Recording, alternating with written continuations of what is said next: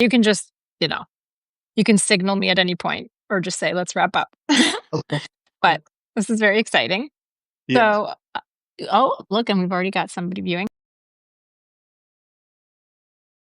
So we started chatting, just you and I, last week about this fascinating topic that I feel is, a bottomless well that we could continue to mine. No, you don't mine a well. Me with my mixed You metaphors. can mine it. Continue Maybe to the mud under it is filled with with gems. uh, There you go. yeah. So we could even mine this metaphor for many Yes. treasures. But in any case, we're talking about how we think about judgment versus valuing, and like the idea, you had described in your, no longer most recent, one of your recent posts about your most recent transformation and the spiritual adolescence into which it thrust you, and which I just always love, um, your eloquent account of these things. And we were talking about like this kind of idea of the dissolution of a personal self, Yep. and like what is it that dissolves and what is it that doesn't, or even that emerges maybe more clearly, right? And I was asking you about like, what about, your love of Kate, your love of writing, your, like your positive affirmation and your desire for and commitment to things in your life that like, so I'm just really curious to double click on that and just hear your take on like, in Eastern philosophies, in the philosophies that sort of inspire you and inspire the meditation practices you do, like, is the account of the self that is, that we want to ultimately dissolve or, Right. decenter from or whatever. Like, is it mostly that neurotic self we were talking about? Or is it also the valuing self? Or am I just thinking about it in a totally different way? Super good question. The question, if I can give you the playback, the question seems to be, Sasha, could you please describe your own meditative journey as well as recapitulate the views of Eastern philosophy on the self? Just, all in a half hour's work. Softball warm-up question for me. I feel like you're up for it. If Yeah. anybody could do it. Yeah. Yeah. So this stuff is really hard to talk about, and there's a sutra in the Pali Canon where the basic synopsis of it is somebody comes up to the Buddha and says, "Hey, um, is there a self? It really seems like there's a self." And the Buddha is like, "I don't think so." And somebody comes up to him and says, "Hey, it feels like there's no self, and it's just all void inside." And the Buddha's like, "I think you're mistaken." Like he says, like no to both people. And Interesting. somebody says, like, "Hey, man, what the hell?" That's what it says. Like, what gives? What Yeah. gives? And the Buddha says something like, "I really don't want to give people views about self because whatever view you have, it'll just be some mistaken impression. I really want you to go look for yourself." Interesting. For And yourself? for yourself, yeah, exactly. And I think like my experience in meditation is that there is this internal process, um, and the internal process is something like, oh, this isn't what's supposed to be happening according to a story I have about my identity. It's this kind of rejection of the substance of life based on an idea of who you're supposed to be or who your life is, or like what your life is, and um, learning to relax that reflexive process has pretty surprising effects on how you view yourself and like what the world is. Um, and relaxing that process causes you to view your identity quite differently, I think. But I think saying like the personal self disappears or like there is no personal self is like, from a certain perspective, I think that's true, but it's also descriptive, like a set of descriptions that's highly likely to mislead people. So it's Yeah. tricky to talk So about. interesting. Yeah, it's so interesting because it's like there's a certain level at which, like I'm seeing some of my subscribers, familiar names popping in, and I feel like, like at a certain level, hearing us talk about our respective experiences and views of the self Yeah. and of like what it is that we like, what kind of psychological growth looks like it probably couldn't sound more different. It's like Mhm. Gena's all about building yourself and like Yeah. it's your life and it should, have its own identity and you should care about that identity. And like, Yeah. isn't that like that has to sound so starkly different from like relax the process of wanting things to be other than as they are.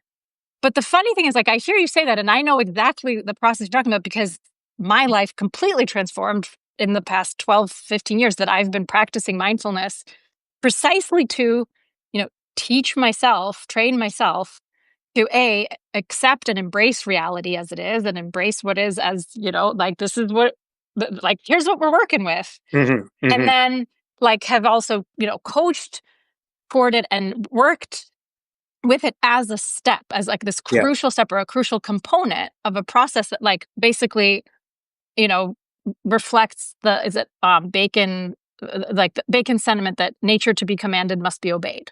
Hmm. But, like, then there's this whole commanding step. And by commanding, I mean not like wishing and pretending and contorting your mind into, imagining things were different than they are, but actually Yeah. going out and doing stuff to impact the world and caring about the outcome in a way that's also like layered, such that it's not the outcome doesn't become the whole, right? But it's not like a stepping stone, it's a project that is a subcomponent of this whole life you're building. So I'm just, yeah, like, I'm curious to just riff together. I'm like, does that, do you agree with any, like, Yeah, totally. does No, that sound different? yeah. So I think one point of consilience, it's obvious, is that we are both interested in mastery. I like doing things well. You like doing things well. You like coaching people to That's do clear. things better. And I think like Yeah. one mastery, as far as I understand it, involves as complete an understanding of the terrain you're dealing with as possible. Like, you learn things faster if you get better feedback from the environment, and to the extent Yeah. that you deny feedback from the environment because you say this is not supposed to be happening, you don't learn, right? You So I just think miss out on the right. learning. So I, Exactly. I do jujitsu, and when I go and fight guys in the gym, if somebody chokes me out and then I deny that it happened, or I like get all bent out of shape because like, Yeah. I'm not It's like, supposed to this lose to shouldn't that have guy. happened. Me, It's not right, supposed to be. Yeah. right. That's a moment of my identity getting in the way, and I think that's a point where if you're interested in mastery, also being interested in dropping the self is really helpful because the self narrative really gets in the way of the terrain. You know? Oh, Uh, interesting. Yeah. Yeah. I mean, this is where, so one of my sort of correctives for that troublesome interference that yeah, we get from identities that we've staked our self-esteem on, or, yeah, that we're desperately clinging to, is to introduce the notion that you could actually stake your self-esteem on, first and foremost, self-honesty, in the set, like what right, I call the openness to what is, and to, basically loving reality, and loving the truth, yeah, and realizing, like, it's not, you don't want to live for pretend, you want to live for real. hmm, And that means, warts and all, like, you've got to love what is. hmm. And so I wonder, like, does that sound crazy like, in the sense of, like, now does that just become another identity that you're attached to, so now you won't ever admit that you're self-deceiving, which I sometimes find, but not always. I think there's a way through that. But yeah, seriously, think of that. Yeah. No, that sounds like a wonderful corrective principle. I don't have anything wrong with that. And like, yeah, I think any principle that you purport to be living by can harden into an identity, and you can fool yourself and think Right. that you're like living to some, you know, living according to some vision of perfection. And Yeah. you're not. I think one, you asked about like shifts in identity that have come from meditation. I think one thing that's come from it is viewing myself more as a system of different forces that are overlapping rather than like Hmm. a single controller point in my head. And I think that's made me more open to feedback. Um, like I Interesting. think a lot of the failure modes you're describing can be avoided if you're getting ongoing feedback from your environment. You know what I mean? Like it's hard to live Yes. in Yeah. denial if you have like a high integrity partner who you're willing to listen to, or like Yes. if you're training jujitsu and the guy chokes you out. That's very, very that's helpful feedback to listen to. You know what I mean? Um, Totally. Yeah. I mean, that's such an interesting. I wonder if you've actually even just influenced some of my thinking subtly on this, because in recent months in my book, I've sort of really leaned into this system conceptualization of life, and then of human life in particular, and then of any given like perspective, as like a little subsystem that then becomes self-maintaining, self-reinforcing, but also Yeah. of just like a living system as actually really like it needs to, it runs on feedback loops. Yeah. And to the extent that we don't have our feedback loops like intimately and frequently tied to the actual world, Yeah. to the reality of what's that, we're screwed. Then they just kind of start running on their own, and sort of actually pushing against reality, right? And like exerting counterforce on uncomfortable truths and so on. Totally. Totally. I think that's completely right. I'm definitely not the first person to have noticed this. I'm sure. I mean, I think right. it's We're nice of you to both say that you're influenced by me in this regard, but we're you were we've got influenced by the a system. mind hive. Yeah. Yes, for sure. Yeah, indeed. We're part of a system of intellectual discourse that we are drawing on greedily. Yeah, I mean, Yeah. so one thing I'm really curious about. So you and Kate are writing a book on agency, Yeah. and we talked last time, just you and I, about how like you don't share some of the maybe kind of just like sociologically accidental kind of packaging of like meditation practice with these kind of like degrowth, kind of like anti-agency, anti-building kind of mindsets. Right. And I'm really curious how you think about like how how you think about agency in terms of like who is the agent and over what do we have agency and over what do we, and like how does it map onto your understanding and experience of of this kind of more enlightened way of being. Cool. Yeah. Super good question. Um, so I can get the playback of that right. It's like you, your understanding of my meditative journey is that my sense of personal will has diminished to some extent. And yet I'm writing a book about agency and married to a highly agentic person and seem to be acting in the way that you would associate with somebody described as agentic. So how do you reconcile Yes. those? In That, ways I really admire. Yes, yeah, is very that well right? put. Yeah, good question. So like it is true that as my meditative journey has progressed, more and more life seems to be in the state of flow where I don't think, oh, I'm going to try and struggle to do this thing. Um, things are just unfolding and I'm a participant. I think like the way that Kate conceives of agency is she thinks of it as the ability to see all the degrees of freedom you have in a situation and choose the one that you believe is most advantageous rather than being stuck in the script, right? And I think that is something that, like, that is a trait that can exist for an actor, whether or not they have like a sense that they are the personal doer or that they are trying to do something weirdly. Like, somebody can act like, let's say we have a philosophical zombie, somebody who like acts as if they have inner experience, but they actually have no inner experience. And then because of some set of circumstances that P zombie has been caught up in, they have options A and B. And you go to that P zombie and you say, hey, don't get up caught in just thinking of options A and B. You also have C, D, E, and F. Mhm. That P zombie can then act as if they're a creature with a lot more agency while not having any of the inner experiences we would associate with agency, right? Like, Interesting. Yeah. weirdly, I think to believe in agency as it is construed, you don't need to believe in free will, or you don't need to believe in you're being a separate self who's acting apart from the unfolding of things, right? But like, the knowledge of more options is a phenomenon that can be part of the series of unfolding phenomena. You know what I mean? Mm, That I was think very so. So convoluted. no, that was really helpful. So, but can I just kind Yeah, of pin you down? Like, so does that mean like please. you don't really believe in free will per se, but you do believe in this agency thing that a P zombie could also have? That's maybe one way I of know I'm crystallizing it, going but for. I don't really have an opinion on free will broadly. I just like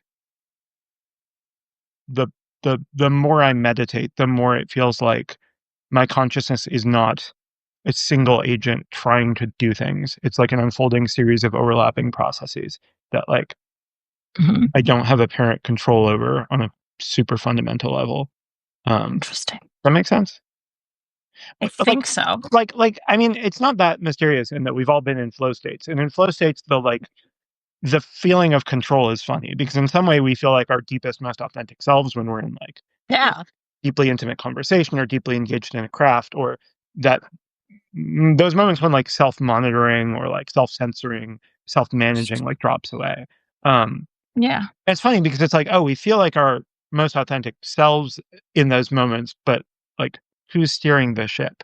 Like who is the self that is the most authentic if that emerges Yeah. when that What does self that normally mean drops if away? it's not? Deeply Yeah. mysterious, right? Interesting. I think I'm like, Yeah. I mean, it's yeah. yeah, I would describe myself more as like living more thoroughly in that mystery rather than having a view about free will one way or the other.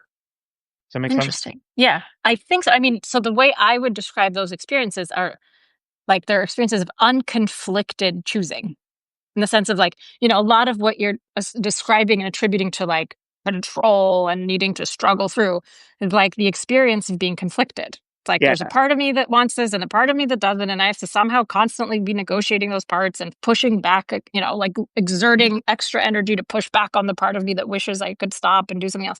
right. Like that's a form of control, but it's a sucky form if we can help, right? To the extent that it's again to like kind of translate across think conceptualizations like from my perspective we are living our best life to the extent that we've actually like integrated our pursuits, integrated our loves, Yeah, and the conditions surrounding us as well as all those, system like our emotional apparatus and our system 1 and system 2 processing and all the parts of our system like that yeah, we've actually integrated all of that in such a that we've architected it. And that's where, I do view us as ultimately having that architecting role should we pick up the mantle of it. And yeah. like I see you as very much picking up the mantle. Like, but it's funny that we experience it very differently. But like, yeah, you're actually cashing in on the work you've done to resolve or dissolve those conflicts so that you can actually just like enjoy the things you love to do.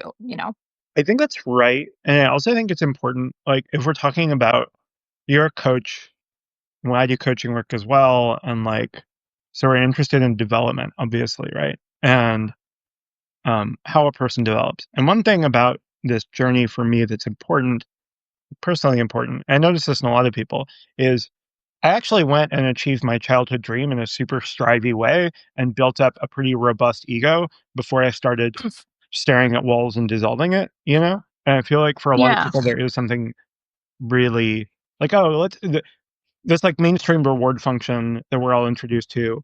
It's like, go have an identity, go play a game, win as many points at that game as possible. Mhm. I played that game and I sort of saw the limits of that reward function for me. And then I switched to a different one, you know? Interesting. Yes, which actually reminds me of another question I really wanted to ask you. So Yeah, there's an article where you mentioned this is the piece you wrote on it's called like my whole life transformed and there were some trade-offs or something to sure. that effect. Yeah, I love that piece so much for all of the qualities I love in your writing that it's both like really experientially vivid and like provides a really credible kind of window into like wow this is an awesome experience worth having and it's like uh-huh. really reflective and honest about like you're not a dogmatist about it. You're like, yeah, here are Sure. some trade-offs. Yeah, And one of the trade-offs you mention is mm, that, like meditation, like anything can become an avoidance strategy. Like sure. it can be another trick to Yeah, kind of keep ourselves at arm's length from yeah, the hard stuff and the uncomfortable feelings and so. And you mentioned like that's why you think it's actually really important to have a stake in the game somehow, not in the game, but like in life, yeah. right? Like have something you're pursuing, have a relationship, have a project you care about. So I'm Right. really curious, like are there horror stories behind that statement? Like, or like patterns you've noticed as far as like, for whom is this a real risk, a real failure mode? And Yeah. how can you Here tell? here is the real failure mode that I've noticed. So, like, as you meditate, and as you have certain spiritual experiences, people in the meditation community, even people outside of it, respond to you with a certain amount of deference. Maybe you start teaching meditation or something. Um, and there are real reasons for that deference because my experience is, and a lot of people who do a lot of meditation experience, the more layers of resistance to life you drop away, the more present you become. And that just naturally inclines you towards a kind of emotional intelligence where people who are walking around in their stress and their stories about how life should be, you can perceive them very deeply in a way that is very interesting for them and interesting for you. And you can sort of see the present moment emotions in the room in a way that's not available to everybody. Um, Mhm. which like allows you to make people feel really seen and allows you to be perceptive about people in new ways, right? And so lots of people take that and they become spiritual teachers. They start a spiritual nonprofit or something. And then they get removed from all of the feedback loops offered by a normal job, a normal relationship to Yep. people. I think that's Yep. where a lot of like guru scandals start to become more probable. Um, just like I had all these spiritual experiences and I got into the spiritual world and I noticed that a lot of these people are pretty dysfunctional. A lot of these people like are not achieving their stated goals. And the reason they're not achieving their stated goals is because they're cut off, right? All the teachers I really respect most are people who have maybe they have a board supervising them, maybe they have like disciples who are relatively no bullshit. They keep those feedback loops open, right? Um, That's so interesting. Yeah, I mean, because this is such a familiar phenomenon. I mean, it happens, and probably with every cult, but right. also on a lower level, like, There are yeah, lots of see, CEOs who solo struggle because they founders, have like bad right? feedback If you don't have a culture. board, Yeah. yeah, Yeah. Yeah. exactly. Yeah. Yeah, if you Yeah. don't have people, yeah, that's Yeah. so interesting. Totally. But go on. I think like you know, the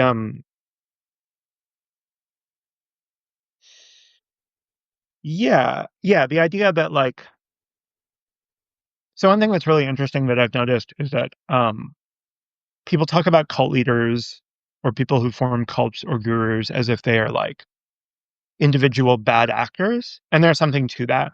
Um, People who are high in like dark triad traits, narcissism, psychopathy, Machiavellianism, they Mhm. tend to end up in that position more often. But it's also a two-way thing where if you start becoming more emotionally intelligent, more able to get in touch with people, you're in spiritual communities, people notice that there's something a little different about you. People Mhm. start trying to make you into a cult leader as well. Like people start treating you with a deference that's unhealthy. I mean, this is also known in therapy and coaching, right? This is not too different from transient. Totally, If you're a skilled teacher, totally. or Transference. Yeah. transference, right? If you're transference, Yep. if you're a skilled teacher therapist, you learn to hijack that and look at it and sort of use it as a vessel for teaching. But if you're a person with a lot of inner wounding or ego issues, you're like, ooh, transference, I love it. Give me more of it. And then you build Give your me whole more. life around Yeah. receiving transference, and Being then dear leader. yeah, Yeah. being dear leader, and then you stop learning and you Ugh, stop caring, and then maybe you molest your students, or maybe you embezzle money from your yeah. donors, or bad things start to happen, right? Totally. It's so interesting. Okay, so that's on the kind of leader side, on Yes, like the kind of top of hierarchy. Do sure. you see any analogous patterns in those who are on the kind of receiving end? Like, like, are there conditions in which someone is going to really go and get like hardcore into meditation who maybe like either shouldn't or like Yeah, they need some sort of guardrails, you know? super good question. I think like so one way of conceiving of the spiritual path. I'm gonna get super woo here for a second. Um, Please all right, bring so it on. there are lots of wisdom traditions that end up subdividing like human consciousness into basically three buckets: head, heart, and gut, right? And there's a pretty Not so straightforward, different like, from Freud, but yeah, anyway. yeah, sure. There's a Mhm. pretty straightforward, like, that I would argue is a wisdom tradition. So, like, head is head, heart is attachment, grief, longing, and gut is fear, sex. And I think lots of people who get into hardcore meditation, what they're trying to do is bypass some of experience with another, like, they're trying to use their head or use their intellectual power to overwhelm and master their emotions and their fear, which I think is doing it wrong in a pretty profound way. The definition of meditation I like best is from a teacher, Andrew Holacek, who just says that meditation is habituating to openness, um, Hmm, openness to experience, openness to all of what that's you are. awesome. Yeah, Yeah. yeah. And I think like spiritual bypassing is exactly the opposite. It is like using the power of Mm, consciousness to yeah. separate out part of experience and say, I like this part, not that part. Um, Interesting. yeah, I mean, and I want like, do you see? I mean, this is a question for like scholars to debate till kingdom come, but like, sure. do you see currents of both of these approaches in like the texts and the teachings and sort of like, in the philosophical origins of the practice? Yeah. yes, totally. I mean, like, there are some renunciative traditions of Buddhism, and there are some renunciative meditation traditions where the point is to cut off a large part of the human experience and just, like, max out on being kind and vegetarian and serene. That does not happen to be my idea of a good time, although, like, I, uh, I think You it's know? cool that some people are doing that. Um, I think, Mhm. and a more like, so lots of people do this, right? And I've definitely done it at times. Like, you have a really good meditation experience and you think, "Oh, the point of this is that life should be like that all the time." And then you get stuck reifying another identity. Like, I'm the Right. person who You're like, experiences. why am I not having that experience? Like, yeah, Right. And yeah, it's pretty normal because, like, so in, like, resistance training or strength training, you are on purpose limiting your motion to something highly artificial in order to train a certain capacity. And then sure. and then maybe you're taking advantage of that capacity more broadly. In the same way, like, lots of meditation practice involves, like, deliberately inducing feelings of tenderness or deliberately inducing feelings of compassion, right? And then you can get stuck thinking, "Oh, that's nice. I should do that all the time." When that's like a very available failure mode. In the same way that, like, lots of people who get really into working out, they get super strong, but then they're not flexible, and then their physical life is very Yeah, unbalanced. You know? totally. Yeah, so just universal failure, but like Yeah. whatever methods, whatever tools, techniques you pick up by default, then you kind of like over index on those, you Yeah. reify them. Exactly. And this Exactly. is just, yeah, Yeah. so interesting. Okay, one more question if you still have time, because I know Sure. you probably have a hard stop. What are your views on Stoicism and on the, like commonalities or differences So from I your I used to perspective? be really hard on Stoicism, and then I actually read the Stoics, and I found out that they were pretty smart Interesting. guys. Oh, I think Uh, the what I had hate when that observed happens. is yeah, what I observed is that lots of people among the population of men I knew who admired the Stoics most, I noticed a lot of discomfort with emotion, and like Mhm. so I think of this is something I talk about with coaching clients. Um, uh, I think there's a real difference between what I would call, like, low budget equanimity and high budget equanimity. And, like, low Mm, budget equanimity is where you achieve a state of equanimity by dissociating from difficult emotions when they pop up or, like, routing around them. And that's not super bad in terms of life strategies. There are lots of people who are just, like, dysregulated and, like, abusing people around them and doing sure, crimes and sure. self-sabotaging, Yeah, it's right? definitely, yeah, could be But worse for sure. right. Yeah, But I think definitely. if you've gotten some low budget equanimity online, then one can move to what I would call high budget equanimity, which is the ability to Mm, skillfully interface with emotions, sometimes processing them in real time, sometimes deferring processing for later, but not permanently, you know? I think, like, I had thought that the Stoics were advertising low budget equanimity, but in fact, a lot of them, if you read them closely, are sort of advertising high budget mm, equanimity, comfort with emotion, and, like, the obstacle is the way. The obstacle can include difficult emotions rather than pretending that they interesting. don't exist. Um, Interesting. I mean, do you think the ultimate processing and assimilation of those emotions? I mean, this is you've probably read more of the original Stoics than I have, so full disclosure, maybe. I'm learning, from your primary text reading.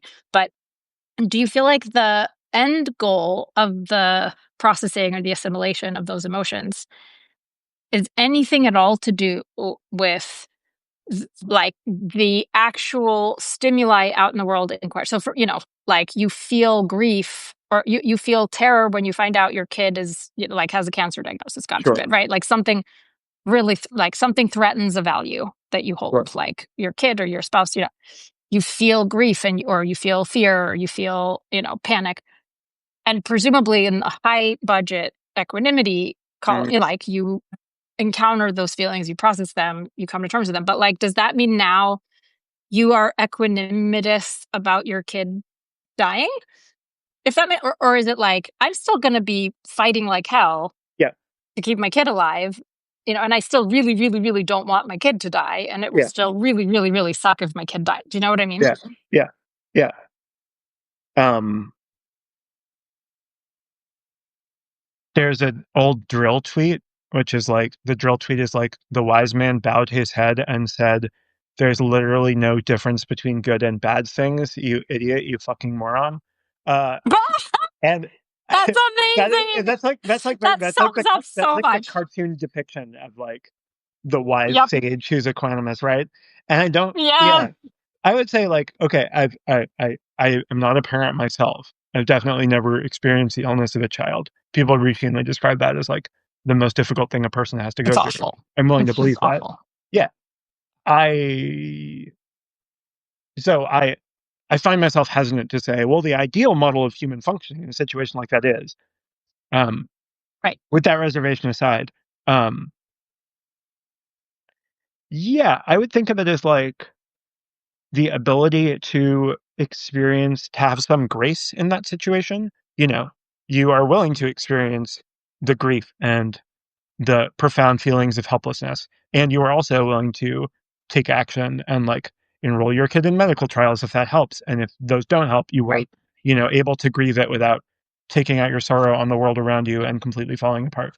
um there's a story about this where there were two Tibetan teachers who were a couple in the 1970s, and their kid got cancer, and they were like, somebody around, a student of one of the teachers was like, hey, you seem pretty sad, you're supposed to be enlightened, what gives? And the teacher was like, my kid has cancer, you fucking idiot. Like, of course I'm sad. Yeah. But at the same time, Well, that's yeah. like Somewhat reports of comforting. their condition of these pair of teachers indicate that they were unusually graceful given the circumstances, that they continued their duties to the community, that they basically like remained functional people while going through this annihilatory grief. And that, again, that sounds like totally aspirational to me. If in like, Yeah. I'm just Same. going to go through annihilatory grief as the decades go on, right? I'm going to get sick. Like, Kate's going to get All of it. sick and die. We're all getting sick and dying. So check in with me. See, am I able to bear that annihilatory grief with some amount of grace? And if I'm able to do so, my practice has been worth something. Amen to that. Yeah, I mean, it sounds very much like what my aspiration would also be. Again, and I might put some Yeah, different words to it and I might have, but like being able to even just like zoom out to the full context in which there's this awful, I mean, I think there's no better term than annihilatory, grief. Like if this is, yeah, the heart and joy of my life and, like this, the closest I will ever come to immortality yeah, and like the human potential embodied in this lovable creature that I have vested everything in, like like will die before me. Like it's just like unthinkable and awful. And it's also like I know parents who have lived through that ultimate horror and have like found meaning in it over time, yeah, and like and still celebrate the birthdays of that child, and still live, like, have found ways to incorporate the best of those memories and the best of, that child's, like, sweetness and resilience into their projects while they're still living. And, like, yeah. that there is more still to life. That's high budget equanimity. Okay. Yeah, Well, in that case, I'm on board. yeah, yeah, Who knew? I was actually, perfectly compatible with the Stoics, or at least with the best reading of the Stoics. yeah. Well, I don't know. I'm not a classics professor. But yeah, the Stoics get adopted a lot by like men who are in their early 20s who are like Yeah. on their Jordan Peterson grind and sort of like Yeah. figuring out that you can exert your will and get your life in order. And sometimes, if you're not super emotionally skilled, the best way to do that is by suppressing certain aspects of self. And Yeah. like, that's fine as a phase to go through. I went that through that phase as well. I had my like lifting and getting into masculinity phase in my 20s where I was like, oh, I can rise above the raging seas of myself by picking certain aspects of myself and zooming into them and coercing myself to do these difficult things. And, um, like people don't mature all at once in one go. People are chunky and Definitely. slowly. Yeah. That's certainly, yeah, wise and true. So interesting. Yeah. I could keep asking you questions forever. Hopefully, it's not our last chance to speak and exchange Oh, we can do this wisdom. again. It'd be fun. Yeah. This is such a blast. Were there questions, by the way, that because I haven't really been. Yeah, I've Right. been Oh, completely there are ignoring all the questions. spectators here. I'm so sorry, everyone. Here, maybe we can do a quick scan of questions that have come in case we want to Yeah, I don't know how to access those on. bite on it. So let's see. I am scrolling through. Mostly we just have folks who had joined. Um, oh, No questions? sorry, Are I am people also not curious? looking. What's wrong with you? I know, right? Does anyone Can have you any give an questions? example? Oh, here's a question. Can you give an example of Stoics where the message was confused? Question from Raphael. I don't understand that question. Do you mean like individual Stoics or I don't know? Um, Yeah, I'm also really curious, Raphael. If you're with us, do you want to give any more color on what you're wondering about? I wasn't. It might have been in I wasn't. context. My impression isn't that there are like specific Stoic writers who can be misread. More that the like vibe and aesthetic and the totality of them um, can very easily be read as a certain kind of aspirational, very male. Let's grind through my emotions and pretend they don't exist. View of like self mastery. Um, Mhm. I would also say like one thing about them in general is like, man, Epictetus was like a slave who had a really rough life, and um, seem to cope with that very gracefully. But um, you can get a like pretty grim view of things from the Stoics just because they they didn't They had have a a lot of grim yeah, they had a grim existence, and I think like world a to look at. surprising Yeah. number of people who haven't embraced the full range of their emotions. One thing that they're suppressing is like joy and tenderness and the ability to like receive Yeah. and give love. That's like cringy and difficult for some people. I think Yep. such people can read the Stoics and find validation for their like grim, strong-jawed view of life. Um, Yes. when I've seen a lot of maybe that. the like the most available growth edge for them actually would be to like be okay with smiling more and be okay with like acknowledging the sweetness of life. I'm very much on board and have observed similar patterns. There's another question here. If you have a favorite or just want to pick out of a hat, what is your most valuable meditation tip from Taylor? Most valuable Your meditation. number one most valuable. Yeah. Read Sasha's Substack if you haven't been. That's my most valuable meditation tip. Go subscribe to Sasha if you're not already. Yeah, But there's a lot. That's like asking like a PhD in chemistry, like, what's your favorite I know. molecule? They might have one, but like Exactly. it might be unrelated to the needs of a particular person starting out. But I That's think fair. like the number one way people get in trouble with meditation is by prescribing experience rather than being open to experience. And there is this thing where if you breathe deeply and you count your breaths, mental collectedness will tend to emerge, or like a feeling of tranquility will tend to emerge. But if you are resisting your current experience by saying, like, no, I've got to be tranquil, I've got to make myself be tranquil, that just gets you tied up in knots. I think my favorite meditation prompt of all time, Kanye voice, is uh favorite meditation prompt of all time is What is Here When There Is No Problem to Be Solved by Locke Kelly.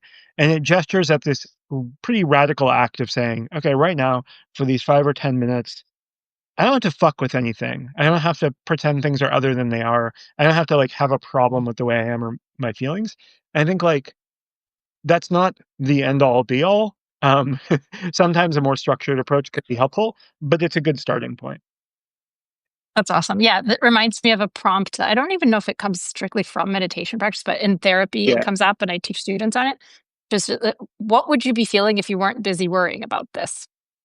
Yeah. Like especially for people who tend to be in their heads, Yeah. Great. over That's intellectualizing awesome. things. Yeah. I love that. Yeah, And it's very similar move of like, okay, you're getting fucked up in your head because there's stories about how this situation is going to be. Take a step outside that perspective and see what just is going on here. exactly. Yeah. So now we've got more questions pouring in, but totally up to you when you want to call it, and we can always do this again or just I can follow up with a answer. post that this I'm would be gonna. great. I have to send a Zoom message or a signal message, Right. and then I can be on for like 5 more minutes. Hang on Oh, 1 second. amazing! Thank you on all of our behalfs. Ooh, we have a someone's thrown down the Nietzsche gauntlet. I feel like that could just be its own Substack live session. I have many thoughts on Nietzsche, but I feel like I'm more curious to hear your thoughts. Although, I sorry, don't let have me that not many go out of thoughts order. on Nietzsche. I'm not that well read in Nietzsche, although the eternal return is such a beautiful concept. Um, Yeah, I mean, and he's just a beautiful poet, if nothing else. And he's just one of the most eloquent writers and also, describers of the human I experience. didn't read Ecce or Ecce Homo, but I did read the table of contents, and I think that made me less inhibited as a writer permanently because I'm like, oh, this fucking guy wrote a book, and the chapters are why I am so smart, why I am so clever, why, right? That's literally the table of contents of that book. That's amazing. If you haven't looked at the front Like, if papers of that book, it's a wonderful experience. Anyway, that's incredible. That's really freeing. Yeah, and it's like he did okay for himself and seemed to be, like he didn't get left out of the world's intellectual elite. Well, yeah, maybe at the time he did, but not in the grand scheme of things. eventually, yeah, Anyway, so yeah. exactly, the long game. So, what are your thoughts on spiritual bypassing? That's definitely a question for you. Yeah, my thoughts are that it's a like real and available failure mode in meditative practice. It's like it's a real in the same way that like if you're powerlifting, you should think about injuries and assume that maybe one is going to happen to you, and it's a hopefully a minor one, and you're going to learn to rehab it. You know, like when if you're getting into deep meditation, you should just assume that spiritual bypassing is like going to be a failure mode you fall into at a certain extent, and hopefully you have like teachers or peers or relationships who can point out, hey, there's this problem in your life, and you seem to be avoiding it with meditation. Um, but like, so I really love Tucker Peck's definition of like what you should be getting out of meditation is you should um trying to be more and more dropping forms of stupid control that you're doing. Stupid control meaning you're mashing buttons on your mental controller that Yeah, don't have any impact on your life outcomes or the way a situation goes. And hopefully, by beautiful. dropping stupid control more and more, you are more and more in contact with smart control. Like, what are the skillful ways you can act in a situation, right? And I see Nice. spiritual bypassing as like a form of like ignoring the possibility of smart control and just like it's another kind of stupid control. Like nobody I don't know anybody who long term succeeds with spiritual bypassing, who long term succeeds in the project of I'm just going to meditate until I'm happy all the time and all of my problems will go away and I'll never make mistakes. Like the people I know who live that way are like you read grim stories about meditators who like have divorces and like relationship blowups very late in their life who are like pretending all their problems would go away and they never went to therapy and never went to counseling, blah blah blah. Sorry, that was a bit of a ramble. So it's obviously a subject I'm That's passionate about super because it got me interesting. in ramble mode. But yeah, just like that's my Well opinion. Assume done, question spiritual asker. bypassing is going to happen. Assume it's going to happen. Understand it's a failure mode, and like get real feedback from the world to like stop yourself from falling into it if you want to meditate seriously. That's so helpful, actually. I mean, that actually connects several of the threads that you and I were talking about because it's the failure mode that it sort of hijacks meditation as a tool of avoidance rather than a full, well, that isn't of agency, at least as I see, true agency, not stupid pseudo agency. Yeah. That's kind of how. So, do you have time for one more? What do you think? One more quick one. Yeah. All right. We can make it quick. In your experience talking to people, how much of meditative practice is about developing the skill of meditation, concentration, openness, etc., versus emotional development, confronting grief, other difficult emotions? Super, super good question. Well said.